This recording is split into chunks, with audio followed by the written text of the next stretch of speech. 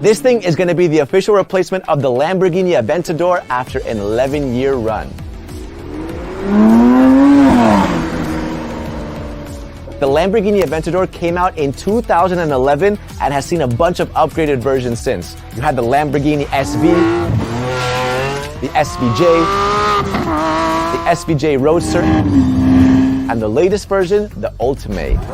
Even the now futuristic redesigned Lamborghini Countach was based off of the Aventador skeleton. But it's time to move on and step into the future, baby. We've got in our hands a Lamborghini Aventador killer, the Lamborghini Tormenta. More about the name in just a second. We'll talk about that later in the video. So today, I'm showing you the coolest features, the front, the back, and even the interior.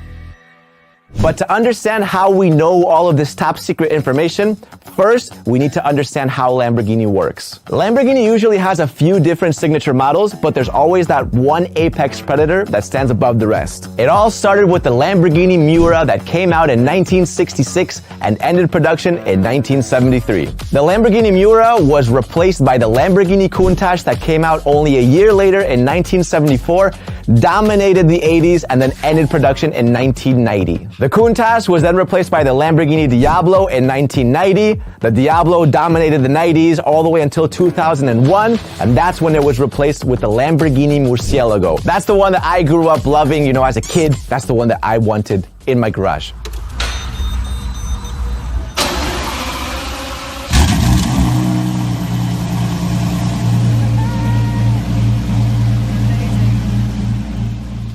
In 2011, the Lamborghini Aventador replaced the Murcielago, and now we find ourselves taking the leap into the next generation of the future apex predator of the Lamborghini. Now, in between these models, Lamborghini has liked to release standalone models to kind of tease some of the tech and specs that's going to come out in the future. For example, the Lamborghini Reventon.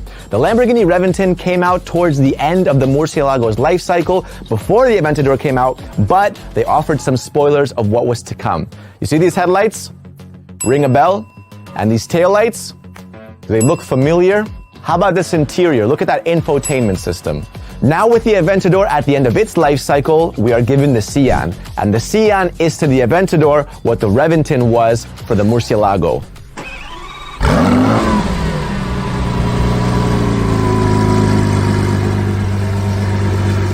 So the Sian offers us a bunch of spoilers of what's to come with the Lamborghini Tormenta. Lamborghini also released the Centenario, and I think that the Tormenta will have some features from that car as well, but the Sian should be the main indicator. For one, the Y shapes at the front. You see the Sian has these Y shapes at the front. Lamborghini has been teasing this. Even with the latest Lamborghini Huracan Technica, we can definitely expect this to come up with the Tormenta. We have here a beautiful technical functionality with the Y-shape air curtain.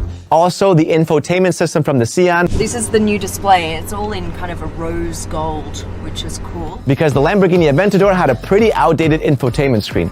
Even the latest Ultimate, I mean, look at this screen, man. We're in the year 2022 and Lamborghini Aventadors still have this kind of screen. They're doing that on purpose because the new Lamborghini will have a refreshed, completely touch screen, nice large display to make the interior look beautiful. Also, possibly the most important teaser from the Sian is that it's a hybrid. Sian symbolizes the very first time Lamborghini uses electrification in their cars. As much as you love naturally aspirated V12, I also really love hybrid cars and the use of electricity because it gives you that instant torque. To be honest, it's actually an ideal situation for all supercars in general because all everyone does is complain about electric cars for not having any sounds. Electric cars, yeah, they're super fast, but they don't rip into your senses, you know? When you're driving an Aventador, you don't just have sound, you have feel. You're sitting down, you're gripping the steering wheel, and you're just hearing...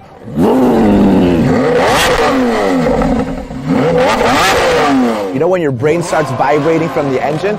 That's what people want to feel. And electric cars, they don't have that. But by electrifying a V12, you get the best of both worlds. Super cool, eh?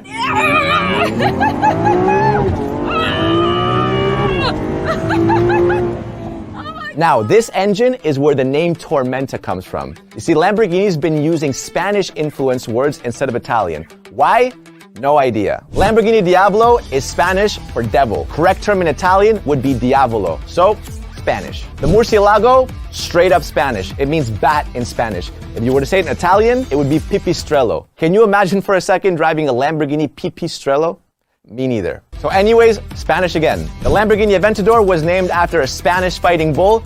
That doesn't even exist in the Italian language. So more Spanish. Lamborghini Huracan? That's right, you guessed it again. It's the Spanish for the word hurricane. The correct term in Italian would be uragano. So I made my point, they love Spanish words. And here we are, trying to discover the upcoming Lamborghini's name. Now, as a highly intelligent individual, I thought to myself, electrified V12 sounds like thunder and lightning. Thunder and lightning is a storm. The Spanish word for storm is tormenta. I mean, that makes sense, right? It makes a lot of sense. So yeah, the name is completely unofficial. Call it an educated guess. So let's actually look at the car itself. Here are the spy shots, and with the help of technology, we were able to decode what the car will actually look like in real life.